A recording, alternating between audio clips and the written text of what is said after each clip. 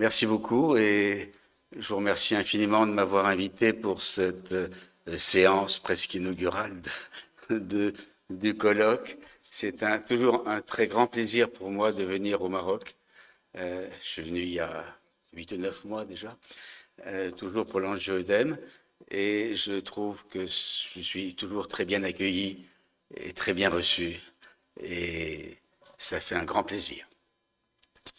Alors, pour être d'accord avec vous, j'ai mis angio-œdème héréditaire et bradykinique entre parenthèses, comme ça je suis sûr de rien oublier. Et je voudrais concentrer ce très court exposé, qui va prendre une vingtaine de minutes à peine, sur les problèmes de dépistage, de diagnostic, quelques élaborations de traitement. Mais dans ce continent, si vous voulez, le vrai problème déjà est de pouvoir jeter les bases du diagnostic, c'est-à-dire d'avoir des éléments de dépistage qui en réalité ne sont pas si compliqués. Je vais essayer de vous le démontrer. Le problème n'est pas de faire de la physiopathologie aujourd'hui, et sur le traitement, je ne donnerai que les très grandes lignes, parce que l'accès à tous les traitements dépend beaucoup des ressources de chaque pays, comme vous savez, et de la distribution très inégale sur un continent de ces produits relativement coûteux quand même, comme toujours lorsque l'on s'adresse à une maladie génétique. Alors, on met ça là, ça vient. Les liens d'intérêt, c'est avec Farming. Et je voudrais juste rappeler quelques éléments de base pour qu'on comprenne bien ce qu'on va chercher à dépister ensuite. Le complément, je ne vais pas vous revenir dans le détail sur le complément, loin de là, est un système multiprotéique qui fait partie de l'immunité innée et qui donc existe chez la plupart des individus vivants. Et l'activation inappropriée du complément est dangereuse parce que c'est un facteur d'inflammation et éventuellement de destruction et de mort cellulaire. Cette activation est contrôlée à la surface des cellules et dans le plasma par une dizaine de protéines inhibitrices. Vous avez donc un système qui est quand même extrêmement courant dans la biologie, qui est le système habituel d'avoir activateur et freinateur, si vous voulez, en même temps. C'est-à-dire que les systèmes biologiques sont parfaitement contrôlés pour avoir une homéostasie favorable. L'inhibiteur de C1 qui nous intéresse aujourd'hui, qui est soluble, décroche C1R et C1S activés de C1Q, vous verrez sur le schéma tout à l'heure, mais il inhibe également la callicréine, et qui est à la base de la production de bradykinine et le facteur 12 de la coagulation. Et je vous montrerai dans une plaque tout de suite que l'inhibiteur de C1 est un inhibiteur anti-enzyme ou enzymatique si l'on veut, mais qui a des multifonctions dans des systèmes de médiateurs extrêmement précis. Alors, il y a d'autres activateurs, d'autres inhibiteurs solubles pour les phases ultérieures du complément. Ici, ce schéma que vous pourrez trouver d'ailleurs là-haut dans la salle d'exposition, notamment sur le stand Farming, l'Aprofan, c'est l'Aprofan qui véhicule Farming, en l'occurrence. Ce schéma, je ne vais pas vous détailler parce que je prendrai 20 minutes et c'est mon temps qui m'est imparti, mais juste pour vous rappeler qu'il y a plusieurs voies d'activation qui sont en jeu dans les angio-œdèmes héréditaires. La voie du complément à gauche, la voie d'activation contact au milieu, la voie fibrinolytique si vous voulez, mais en fait, surtout la voie d'activation de la bradykinine que vous voyez ici, je le vois sur l'ordinateur au milieu. Et si vous regardez bien, c'est la seule chose que je vous demande de regarder, le C1 inhibiteur qui est en rouge se trouve à différentes étapes d'inhibition de ce mécanisme qui a l'air extrêmement compliqué. Je vous répète, il est chez l'Aprofan en haut. L'angio-œdème héréditaire, c'est un défaut de l'inhibiteur de C1. Vous avez ici à droite le C1Q qui est en tulipe. Vous avez C1R et C1S qui sont d'autres protéines du complément associées dans le complexe C1 et l'inhibiteur de C1 qui est en vert, qui est là. C'est comme ça que ça fonctionne. Activation, quel que soit le modèle d'activation de C1, notamment par des complexes humains, de C1Q, C1R, C1S, inhibition par C1 inhibiteur. Vous voyez à gauche en bas que les dosages peuvent être intéressants puisque dans ce mécanisme d'activation, on va avoir dans l'angioëdème un dosage de C1 normal, mais C2 et C4 vont être très diminués alors que C3 est normal. Et ces données-là biologiques, je les ai déjà mises ici parce que ça va être à la base du diagnostic dans les urgences. Le déficit, l'angioëdème héréditaire, vous avez à droite du schéma une famille, il peut y en avoir 50, on peut vous en montrer 50, c'est toujours pareil, c'est une maladie autosomique dominante, où vous avez effectivement chez les enfants 1 sur 2, 1 sur 3 qui est atteint. Moi je suis des familles où il y avait 9 personnes atteintes, par exemple, sur 3 générations, ça dépend combien ils font d'enfants. La prévalence est parfaitement connue pour ce qui est de la France, où l'on a, disons pour les formes les plus symptomatiques, c'est un peu difficile parfois sur des formes non symptomatiques de repérer les cas. Mais enfin, on sait maintenant à peu près, il y a eu des études qui ont été faites, notamment en Île-de-France, et rapportées ensuite à l'ensemble du pays, 1300 angioëdèmes de type 1 ou 2, je reviendrai sur le 3 tout à l'heure, et on peut admettre, mais c'est une extrapolation qui demanderait à être validée, bien entendu, par une étude épidémiologique, on peut admettre qu'il y a autour de 30 000 patients sur le continent africain.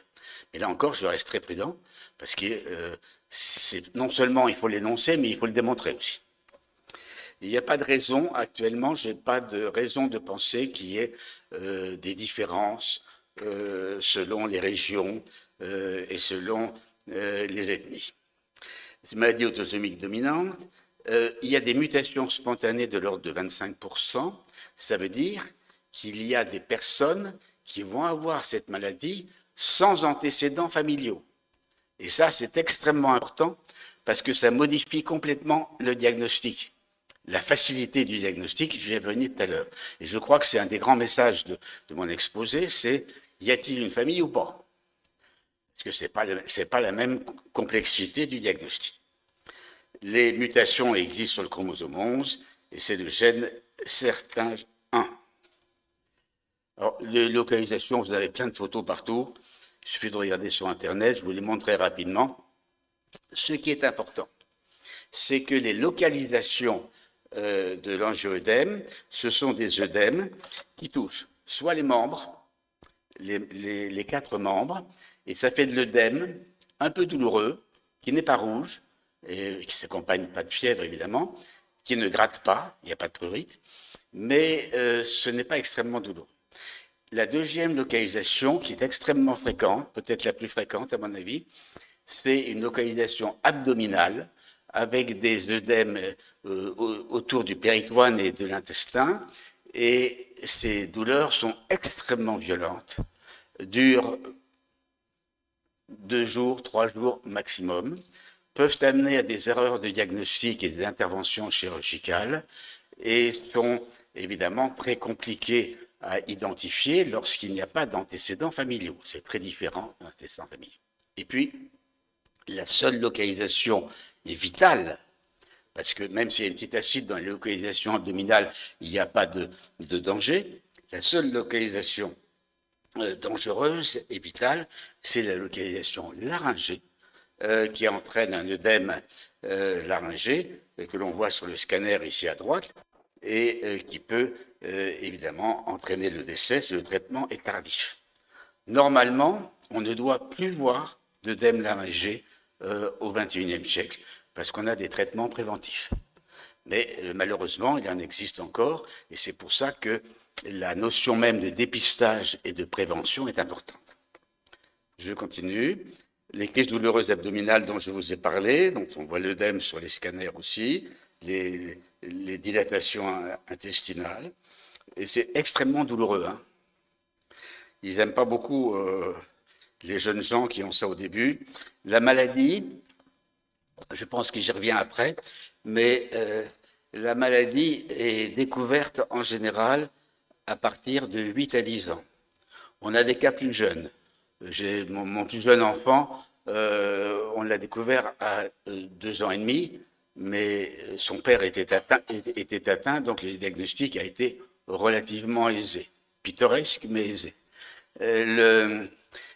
C'est souvent vers 8-10 ans que les premières crises arrivent, et à partir de 12 ans que les crises sont de plus en plus fréquentes. Donc on a un problème souvent chez les adolescents, niveau collège si vous voulez, entre 12 et 18 ans, et à l'âge adulte, la fréquence des crises va augmenter souvent jusqu'à 25-30 ans, et elle va se stabiliser, puis diminuer ensuite à la ménopause pour les femmes, et à peu près au même âge pour les hommes.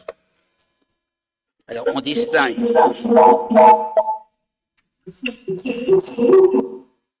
C'est pas moi.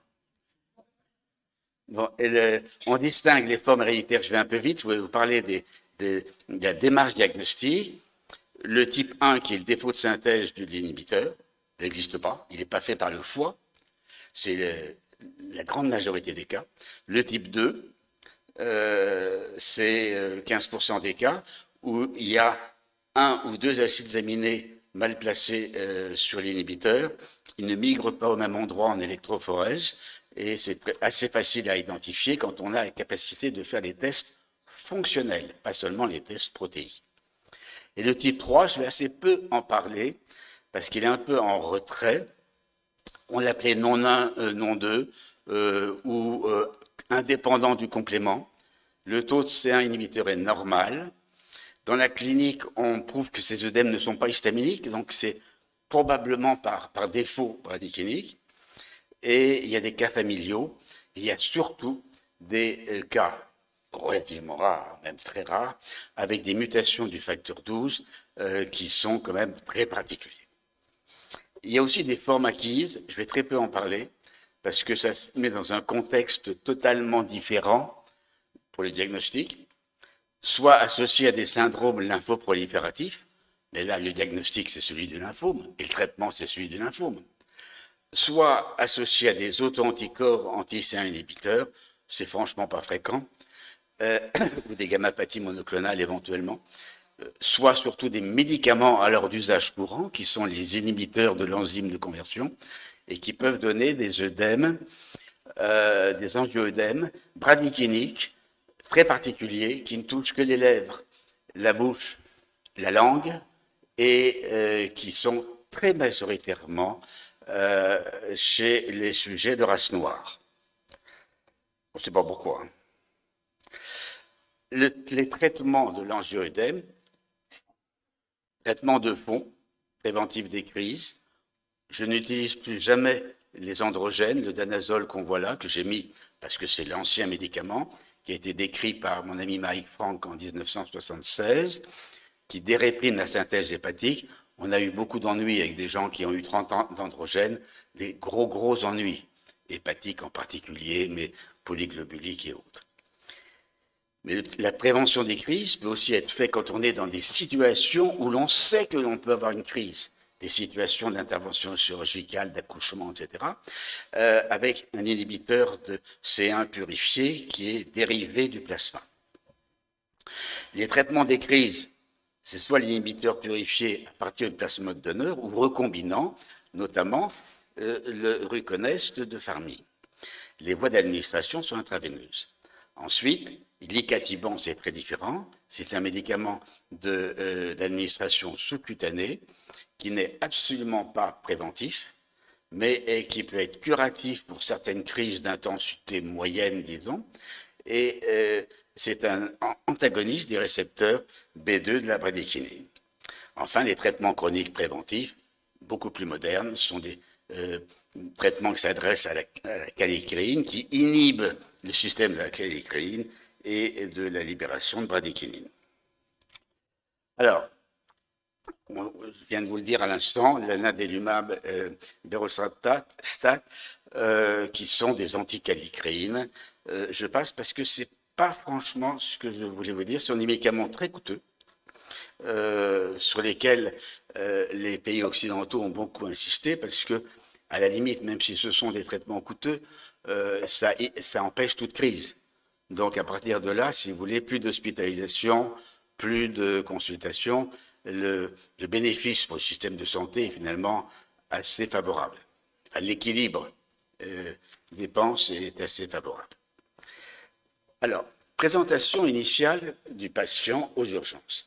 C'est une des choses qui me paraît absolument importante dans la formation et dans l'éducation des médecins dans des situations un petit peu éloignées ou en difficulté par rapport aux centres hospitaliers les plus modernes. Première situation, ou bien il s'agit d'une famille d'angioïdème héréditaire connue. Je vous l'ai dit, âge de début 12-20 ans, extrême 3 à 30, fille ou garçon, œdème laryngé ou douleur abdominale, c'est immédiatement reconnu par l'entourage. Il n'y a aucun problème. La maman arrive avec l'enfant et dit il a certainement un angioïdème parce que j'avais la même chose, ou mon mari avait la même chose, ou quelque chose comme ça. Il n'y a aucun problème diagnostique. On va faire des tests biologiques, mais il n'y a aucun problème. La vraie complexité, c'est l'absence de forme familiale connue dans une famille. Donc, il y en a 25% des cas, 1 sur 4. Hein. Moi, j'en suis plusieurs, je suis en train de réfléchir combien. Tous ces patients qui n'avaient pas d'antécédents familiaux, ils ont des enfants atteints. Donc, si vous voulez, une fois que c'est rentré dans la famille, c'est fait. Donc, on se trouve devant un enfant, un adolescent, un jeune homme ou une jeune femme qui a des douleurs abdominales et des vomissements, qui va aux urgences. L'œdème laryngé s'accompagne d'une dysphonie, il faut absolument la regarder, avec notamment une difficulté à prononcer les oui, genre ouistiti ou cheese, si vous voulez, mais ils n'arrivent pas à prononcer les i. Et les œdèmes des membres sont douloureux, sans rougeur, je l'ai dit, sans godet. Et ce sont donc les symptômes pour lesquels la personne arrive, et vous imaginez aux urgences le nombre d'erreurs de diagnostic qu'on peut être amené à faire. Donc il faut savoir y penser. On fait donc des tests thérapeutiques. Ça ressemble quand même en général à une allergie, un petit peu. Donc le premier test thérapeutique, c'est des corticoïdes et des antihistaminiques à haute dose, où ça marche pas. Si l'effet clinique est sensible, ce sont des œdèmes histaminiques, on a le temps, tant que le larynx n'est pas touché. Et s'il n'y a pas d'effet clinique, on peut s'orienter plutôt vers des œdèmes bradykiniques. C'est un test thérapeutique quand même très très simple. Hein. C'est pas d'une complexité tragique. Le traitement immédiat, sans attendre la biologie, il n'est pas question d'avoir un test biologique, c'est, si ce sont des œdèmes bradykiniques, on donne de l'inhibiteur de C1 intraveineux, soit du Ruconest, qui est la forme recombinante de Pharming, soit un inhibiteur dérivé du plasma, qui vient soit de chez Behring, soit de chez Takeda. Et si la crise est modérée, sans urgence absolue, on peut éventuellement essayer l'inhibiteur de la bradykinin, qui s'appelle nicatiban ou firazir, mais c'est rare en première intention. Quand on voit quelqu'un arriver avec un angioïdème dont on n'a aucune histoire, aucune anamnèse, rien, on a intérêt à donner un traitement intraveineux pour être tranquille. Et donc je l'ai mis là, mais je ne suis pas sûr que je le ferai aux urgences. La confirmation du biologique, c'est les dosages nécessaires et suffisants. C3 est normal, C4 est effondré, toujours. Si C4 est normal, ce n'est pas une crise d'angioïdème. Et le C1 inhibiteur est dosé soit en quantité protéique, c'est un déficit de type 1 quand il y en a très peu, soit en activité fonctionnelle, parce que quand c'est un type 2, la quantité de CA inhibiteurs est supérieure à la normale. Supérieure parce qu'il y a un mécanisme de feedback et d'hypersynthèse. Donc, sans test de l'activité fonctionnelle, c'est difficile. Mais ce sont des dosages biologiques d'une extrême simplicité qui sont diffusés partout. Hein, ce n'est pas du tout de la haute science. Et il y a des situations plus rares, je vous en ai parlé, sur lesquelles je ne voudrais pas insister, compte tenu du temps, et avec des angioëdèmes acquis ou secondaires, des mutations exceptionnelles, le facteur 12, j'ai dit, le plasminogène, l'angiopoïétine, et d'autres à venir qui sont des anomalies toujours autour de ces schémas d'activation utilisant le C1 inhibiteur. Enfin, je voudrais conclure en vous disant que c'est une maladie rare. Hein, un patient sur 50 000 en France, c'est pas beaucoup.